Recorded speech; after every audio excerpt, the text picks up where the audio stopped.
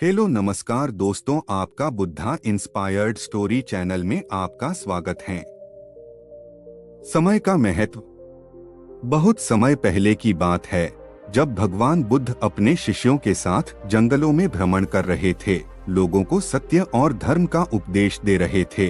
बुद्ध के अनुयायी उनकी शिक्षाओं से प्रेरणा लेते और जीवन की कठिनाइयों से उबरने के लिए उनके उपदेशों को अपने जीवन में उतारते। परंतु उस समय भी कुछ लोग थे जो जीवन के सत्य से अनभिज्ञ थे और समय की महत्ता को नहीं समझते थे। उसी समय एक गांव में एक युवक रहता था जिसका नाम था समर। समर की आयु लगभग 25 वर्ष थी, परंतु वह जीवन को बहुत हल्के में लेता था। उसने अपनी जवानी के सभी साल आलस, मौजमस्ती और व्यर्थ के कामों में बिता दिए थे। उसकी आदत थी कि हर महत्वपूर्ण काम को कल पर टाल देता। उसकी माता उसे समझाती कि समय सबसे बड़ा धन है, इसे व्यर्थ मत करो, पर समर हमेशा कहता, अभी तो पूरी जिंदगी पड़ी है, कल सब कर लूंगा। समर की एक और आदत थी, वह हमेशा भविष्य की चिंता करता रहता था, पर वर्तमान के किसी भी काम को पूरा नहीं करता था।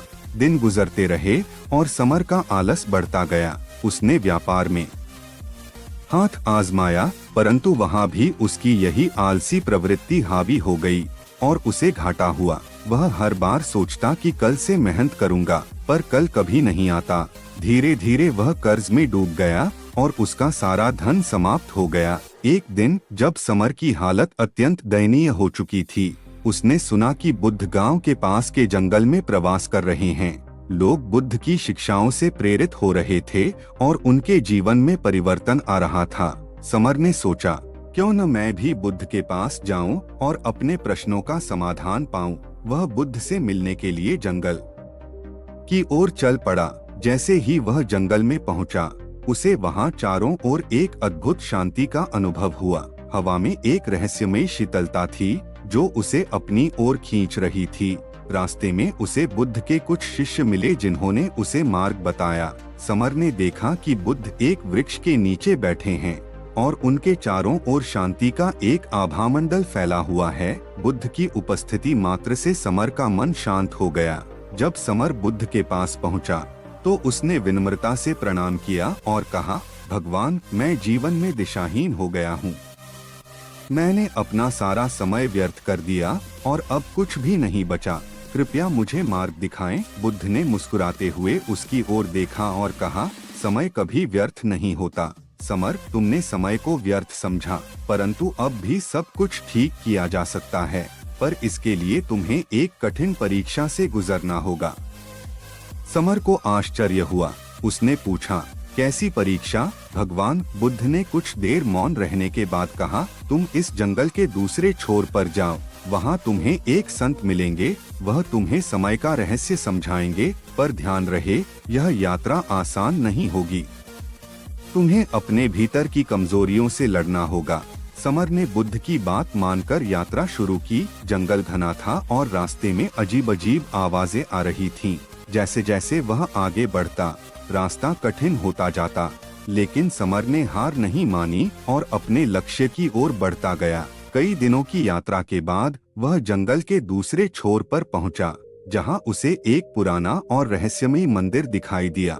मंदिर के द्वार पर एक वृद्ध संत बैठे थे, जिनकी आंखों में अजीब सी चमक थी।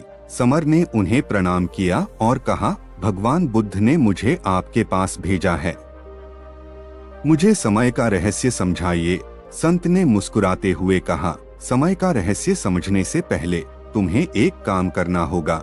यह घड़ी लो और इस मंदिर के सामने स्थित पहाड़ पर जाओ। इस घड़ी को तुम्हें उस चोटी पर सूर्योदय से पहले रखना है, पर ध्यान रहे, अगर तुम समय पर नहीं पहुँचे तो घड़ी टूट जाएगी और तुम्हारी जीवन की समस्याएं कभी हल नहीं होंगी।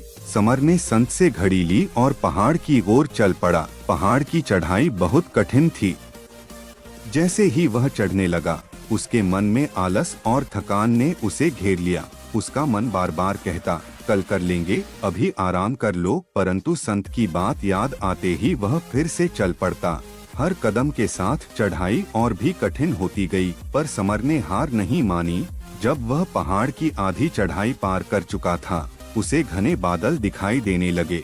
हवा में ठंडक थी और रास्ता धुंध से घिर गया। समर का शरीर थक चुका था, परंतु उसके पास समय बहुत कम था। अगर वह समय पर चोटी पर नहीं पहुंचा, तो घड़ी टूट जाएगी और उसकी सारी मेहनत व्यर्थ हो जाएगी। उसने घड़ी को देखा, सूर्योदय में कुछ ही समय बचा था। उसकी सांस तेज हो गई थी, लेकिन उसे पता था कि उसे समय से पहले चोटी पर पहुंचना ही होगा। रास्ते में कई बार उसे अजीब-अजीब आवाजें सुनाई दी, जैसे कोई उसे रोकने की कोशिश कर रहा हो, लेकिन समर ने ध्यान नहीं दिया और पूरी लगन से चढ़ाई जारी रखी। आखिरकार समर ने चोटी पर पहुंचने से ठीक कुछ समय पहले सूर्योदय के पहले घड़ी को सही स्थान पर रख दिया। घड़ी समय पर पहुंचते ही चमक उठी और एक अद्भुत शांति का अनुभव हुआ। तभी संत वहां प्रकट हुए और बोले, समर, यह घड़ी तुम्हारे जीवन का प्रतीक है।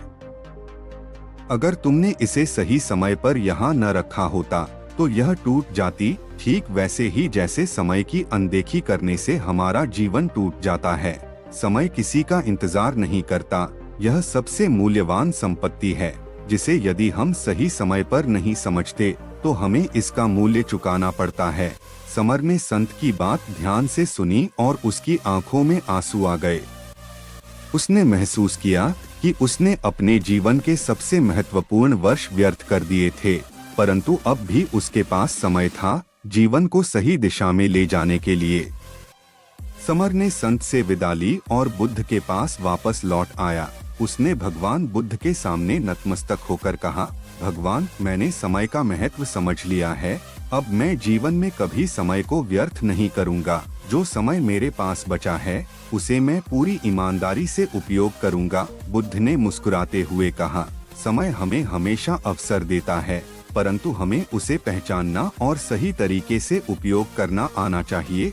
समय कभी थमता नहीं, वह आगे बढ़ता रहता है। जो इसे सही समय पर पहचानते हैं वही जीवन में सफल होते हैं। समर ने भगवान बुद्ध के उपदेशों को अपने जीवन में उतार लिया।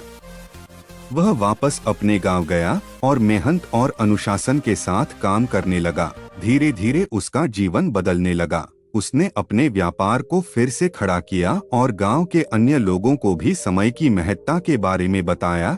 यह कहानी हमें सिखाती है कि समय जीवन का सबसे महत्वपूर्ण तत्व है। अगर हम समय को पहचानें और उसका सही तरीके से उपयोग करें तो हम अपने जीवन की किसी भी कठिनाई को पार कर सकते हैं। जो लोग समय को व्यर्थ करते हैं उन्हें बाद में पछताना पड़ता है।